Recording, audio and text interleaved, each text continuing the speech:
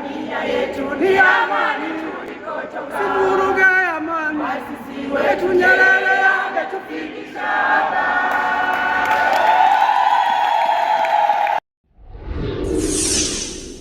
Siku ya leo tukawa wazima, kiara tufifi.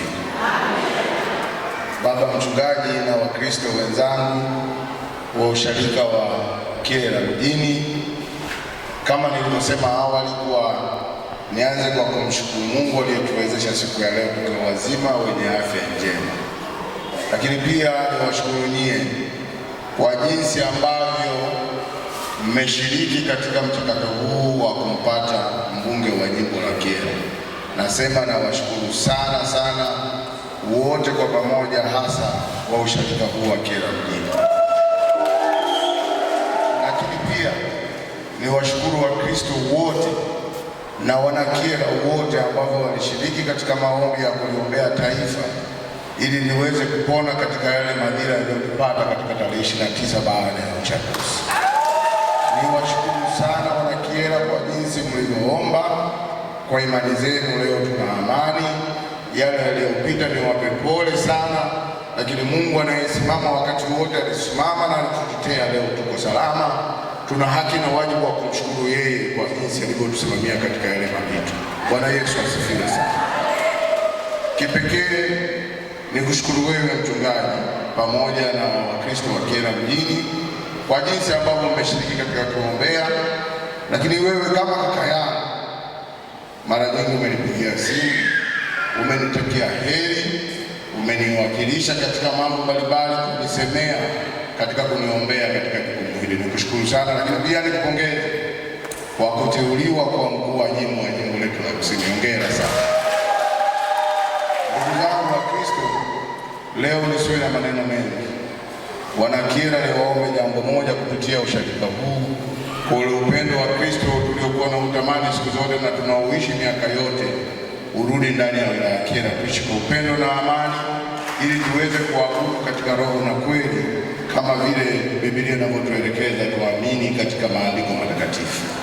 Niwaombe Wakristo na wananchi wote wa Kyela kupitia kanisa hili kuwa amani haina mbadala, na Kyela yetu ni lazima iishi kwa amani na upendo, usawa na ubora mkubwa, ili tuweze kusema maendeleo ya wilaya ya Kyela. Niwaombe wanausharika huu kwa namna ya pekee na imani yetu tulionayo kubwa, tuzidi kuiombea Kyela yetu iwe na amani, lakini zaidi tuzidi kuiombea serikali ya Dr. Samia ili tuwe na amani na upendo, na tuzidi kupendana wakati wote kama wazazi wetu walivyotuachia upendo wa kweli ambao ni amani, ambao ni tunu yetu ya taifa na Jamhuri ya Muungano wa Tanzania. Ili iweze kusonga mbele, ni lazima kuwepo na amani katika nchi yetu.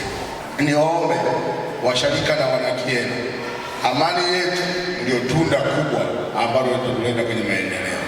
Siwezi leo nikazungumza mengi kwa sababu leo nimekuja kama Mkristo, nimekuja kuabudu hapa na sijaanza kuwashukuru Wanakyela kwa ajili ya kura nyingi mlizonipa, lakini kwa nafasi ndogo tu ambayo mchungaji ataniwia radhi, nipende kusema yale yote tuliyoyasema, yale yote tuliyoyaahidi tutayatekeleza. Lakini Kyela, Mungu awabariki. Naomba niwaache na kitabu cha Zaburi ya 40 mstari wa 1 mpaka wa 5, kama tunapata muda utasoma, lakini pia wimbo ule ambao unasema Mungu umenihurumia.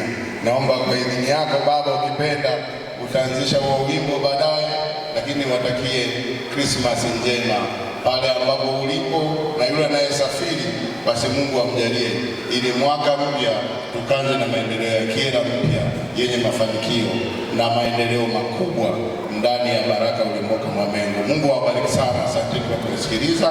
Baba mchungaji, nikushukuru tena sana. Lakini pia umefanikiwa. Jamani, nimekuta mambo magumu sasa. Mambo ni magumu wakati ninajua lenyewe ndo limekaa njiani linazuia. Kuna viumbe wengine mwilini wanaonekana katika hali ya mwili hivi, utaona binadamu katika hali ya ulimwengu wa roho ni adui wa hatima yako. Leta ujumbe, nimpongeze Mheshimiwa mbunge Baraka na kupongeza, lakini hongera kwa kukumbuka kurudi madhabahuni. sio wote wamerudi. Wengine wamerudi kwa waganga wao wa kienyeji, wengine wamerudi kwenye uchawi wao. Mungu amekukumbusha umerudi madhabahuni. Kwa hiyo wewe pale bungeni, wewe ni wa madhabahu.